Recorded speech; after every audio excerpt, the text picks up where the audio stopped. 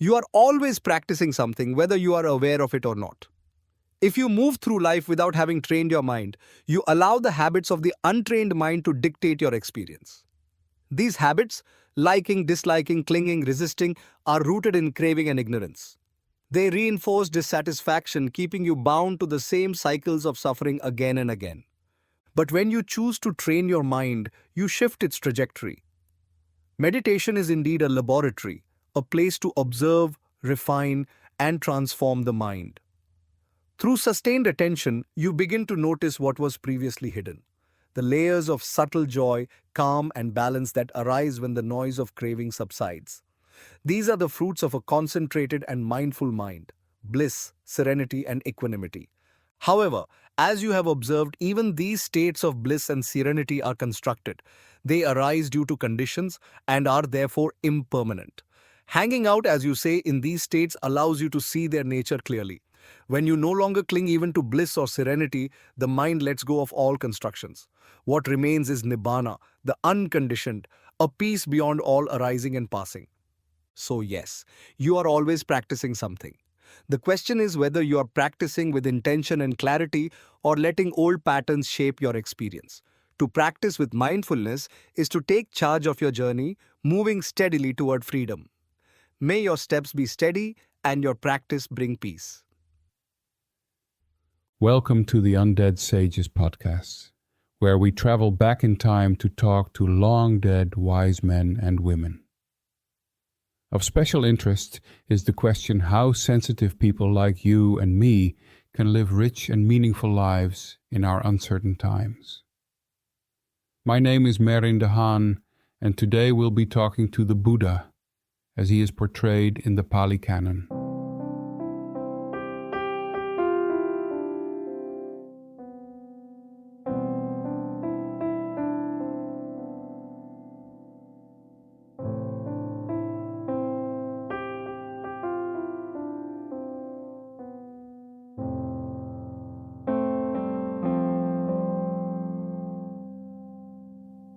Siddhartha Gautama was a man who was born a prince in the 6th century BCE.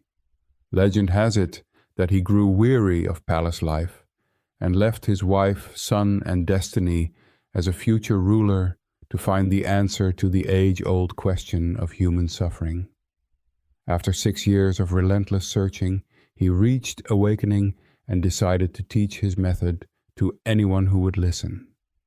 His 45-year teaching career involved long wanderings across what is now northern India, punctuated by yearly retreats in monsoon season, which is where we meet him today.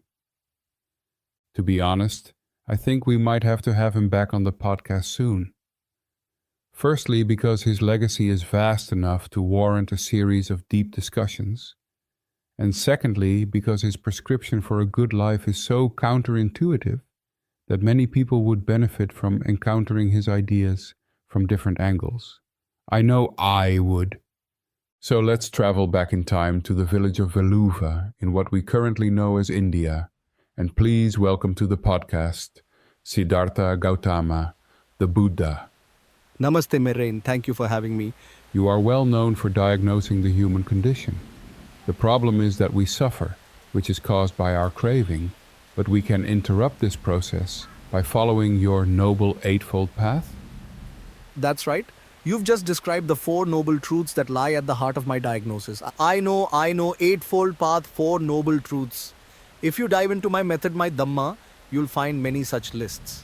You have to remember though, in my time, there are no books, no other way to record my method than by making things as easy as possible to remember. For the first few centuries after my death, my teachings are transmitted orally from monk to monk, practitioner to practitioner, generation to generation. All that chanting that goes on in monasteries, that can all be traced back to those early centuries when nothing was written down and the survival of my teachings, my Dhamma, relied on the fidelity of the monk's recollection. So shall I say some more about my core teaching, the Eightfold Path? Please. Okay, so the Eightfold Path actually consists of 8 steps. Big surprise, right? So, those 8 steps can be grouped into 3 main categories: morality, mental development, and wisdom. It's not like you start at the first step and become awakened at step 8. That's not how it works. Think more of a spiral staircase where the same 8 steps return again and again to create a virtuous cycle that ultimately ends in freedom from suffering.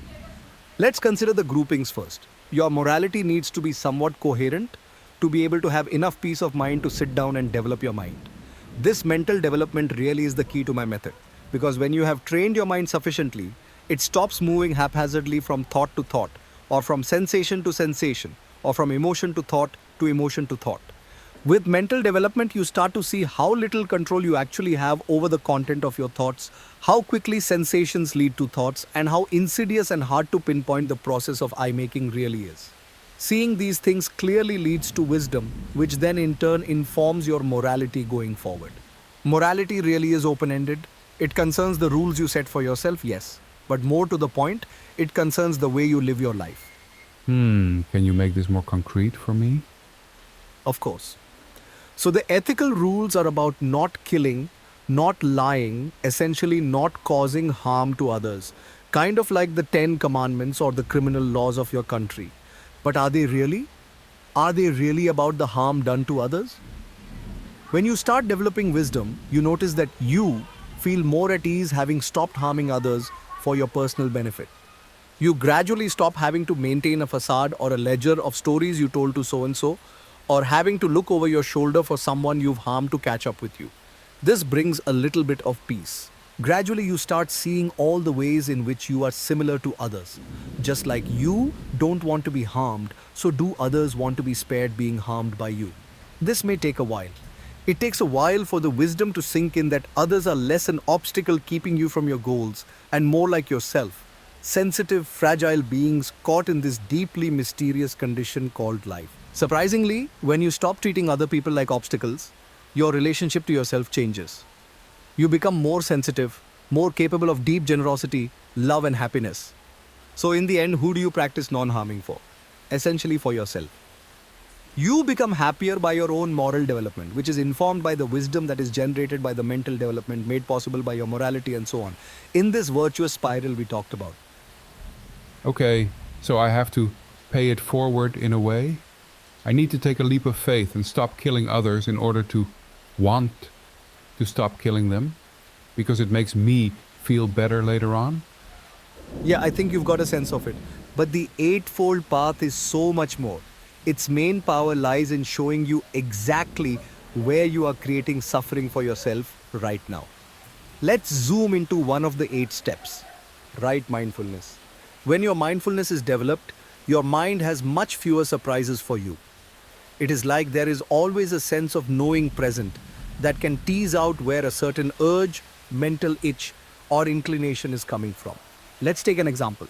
A craftsman uses the tools in his toolkit to make the best quality products in as little time as possible. To be able to do that, he must know his tools intimately. Only by spending hundreds, thousands of hours getting to know the exact balance, sharpness, hardness, etc. of his many chisels, sanders, and hammers, and of the different sorts of wood he works with, does a woodworker become a master craftsman. He must know his tools. Similarly, your mind is your most important tool. Without it, all the other tools are useless. Thing is, we don't get a user manual. We just learn to use the thing by watching others use theirs.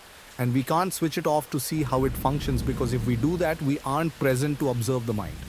All we can do is watch the tool in action and get to know it that way. Mindfulness is the best way we have for that because we use the power of our most powerful tool to examine itself. Carpenters bend wood, fletchers bend arrows, the wise fashion themselves. You say mindfulness, and my mind keeps adding to it the word meditation.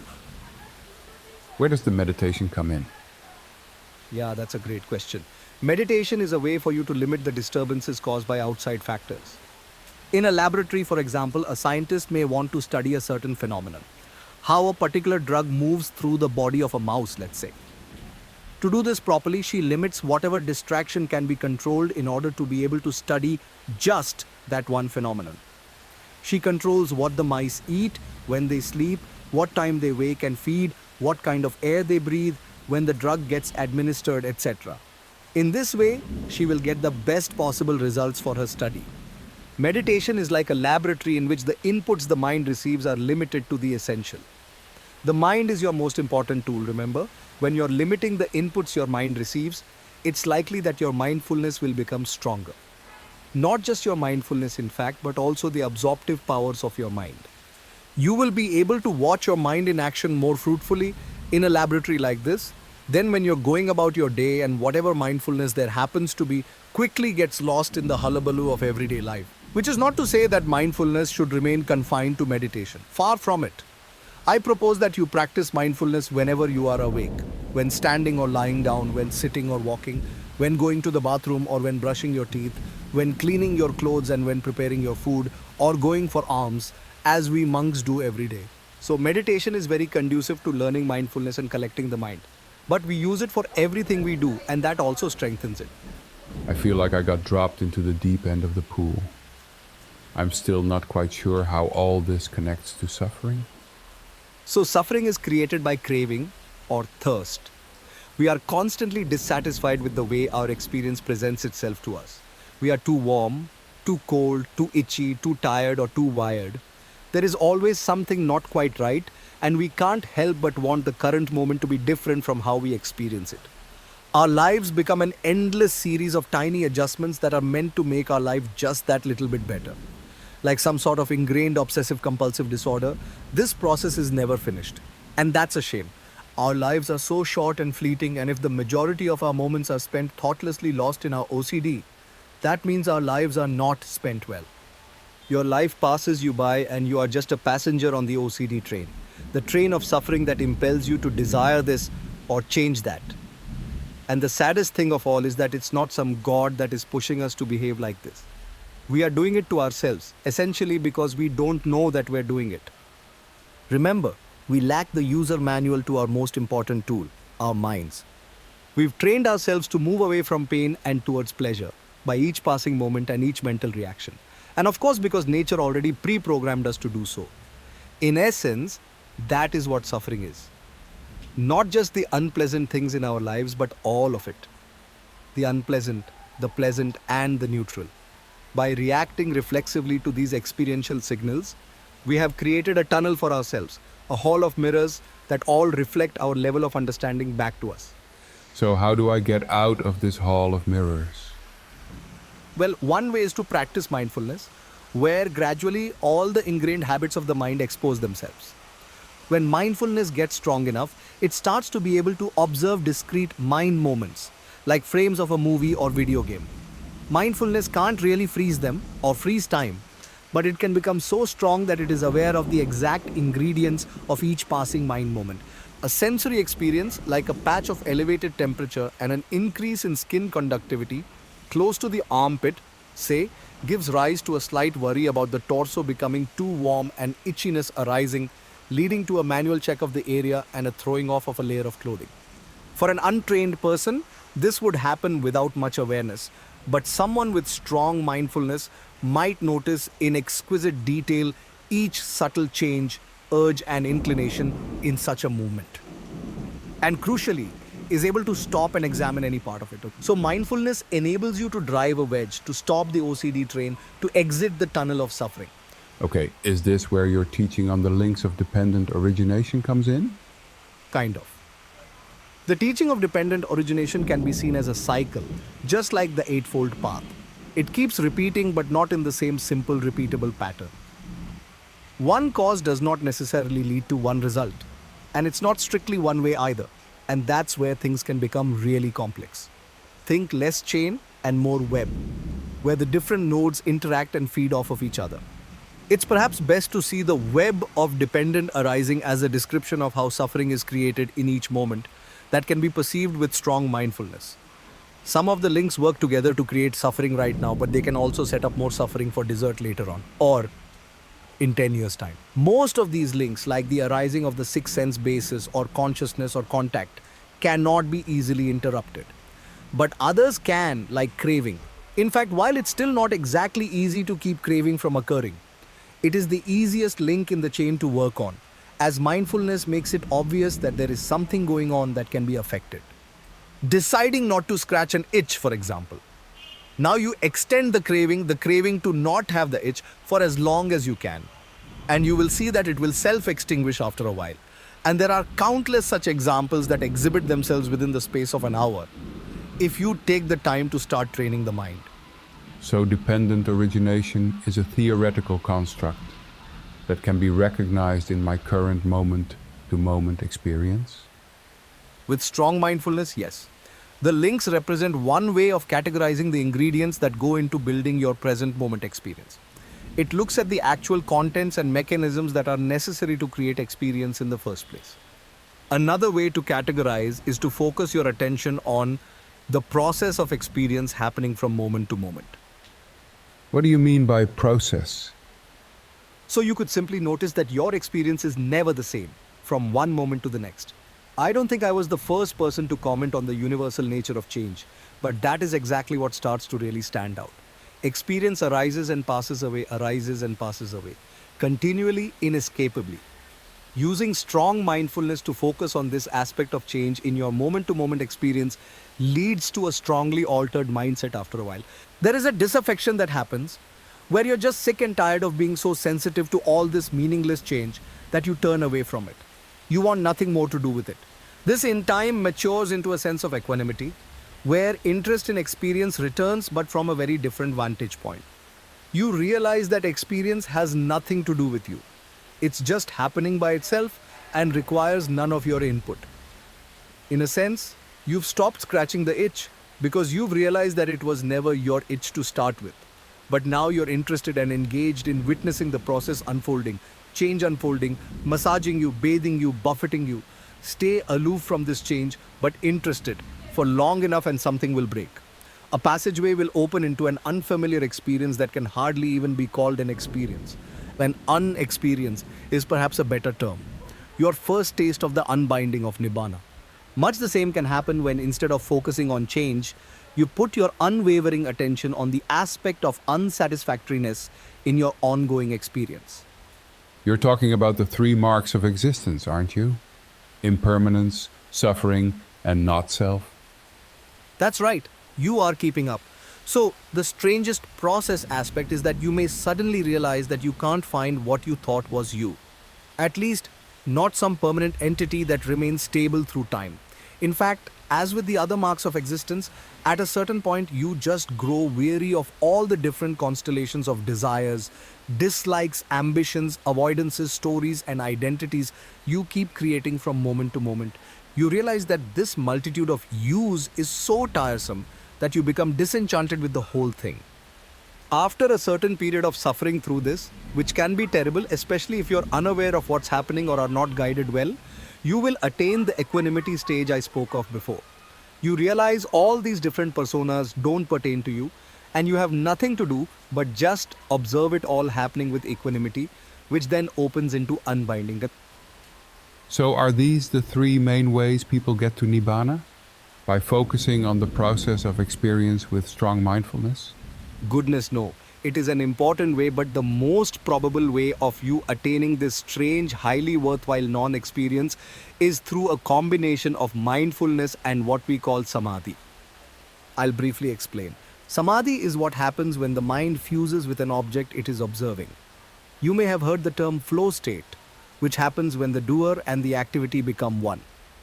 Samadhi happens when the mind starts unifying with itself. For a flow state, you need some instrument and a physical activity. Those are not required for samadhi to arise. Thoughts and other distractions retreat into the background, and the more subtle layers of the mind are slowly revealed. These subtle layers of mind are always there, even when the body is falling apart. It's just that our thoughts are loud and insistent, like someone shouting in your ear all the time, drowning out the subtlety of well-being that is always there. Now, the thing to realize is that those subtle layers are very pleasant. With a little practice, you can tune into their pleasantness and amplify it. The most prominent one at first is joy. The joy of the body in motion, or of breathing, or of the wind on your skin. This can quickly become highly pleasurable, and in fact, many people associate such ecstatic phenomena as byproducts of religious experiences. People who have gone on retreats often report such pleasurable experiences. Joy and ecstasy. I thought your path was associated with disenchantment and renunciation. In a way, it is. We've had to renounce thoughts and emotions in order to even experience this deeper layer of the mind, remember? And at a certain point, this joy itself becomes too loud for the mind tending towards deconstruction. So, at a certain point, joy matures into a deeper sense of happiness, perhaps even contentment. This can also be accessed directly with some practice and amplified. This contentment, in turn, matures into an even more ethereal sense of serenity and ultimately into equanimity. Ah, equanimity again. Please tell me more about this, as it keeps popping up in your philosophy. Well, equanimity really is a crucial virtue in the Dhamma. It really is a profound form of love, the broadest and purest of the forms, I think. It understands deeply, experientially, that everything is exactly as it should be. The mind is as it is because it has been trained, knowingly or not, to be as it is right now. The most loving thing you can do for the mind is to allow it to play out its games, its karmic craving to scratch itches, until these patterns of programming have burned themselves out and the mind is left ever more free. In the course of this, the mind gradually becomes more malleable, more prone to joy and love, and much more engaged with the suffering it perceives around itself. If I understand correctly, it would be a mistake to confuse equanimity with indifference, which does not care, and in fact actively turns away from suffering. That's right. Equanimity is a deeply embodied form of love that is capable of embracing all things, all people, and all conditions, without prejudice or preconditions. It is comparable with what people call unconditional love. Now, like joy and contentment and serenity before, it can show up in all kinds of strengths. And so, one practice would be to simply learn to amplify it to its purest form, where it really becomes indistinguishable from universal unconditional love. And then you just have to remain present until Nibbana is attained. My teachings, collected in the Pali Canon, repeat this particular sequence so often that I think this has been the most well-trodden path to Nibbana. I describe those joyful states as jhanas, absorptive states that are necessary to attain Nibbana. But indeed, Nibbana can also be arrived at through the application of mindfulness to the processes of experience, as I outlined before. So how do I get into such a jhana? It's easy enough, but you need to budget some time for trial and error, as well as navigating the ebb and flow of the mind. At first, the mind will be less than wieldy, and the habits of buying into the endless stories the mind churns out is hard to break for long. So the best way to learn jhana is to go on a meditation retreat. Or if you're disciplined enough, lock yourself into a retreat type situation. Make sure the environment and schedules are conducive to uninterrupted bouts of sitting meditation, perhaps punctuated with walking meditation.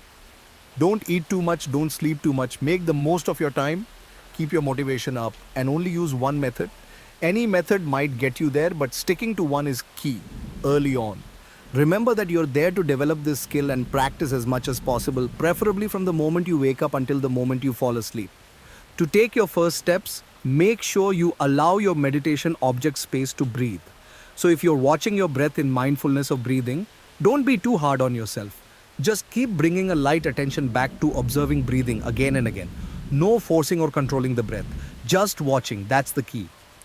Have your attention be nimble enough to allow it to dance with the breath. When the breath becomes faint and subtle, pull back with your attention also.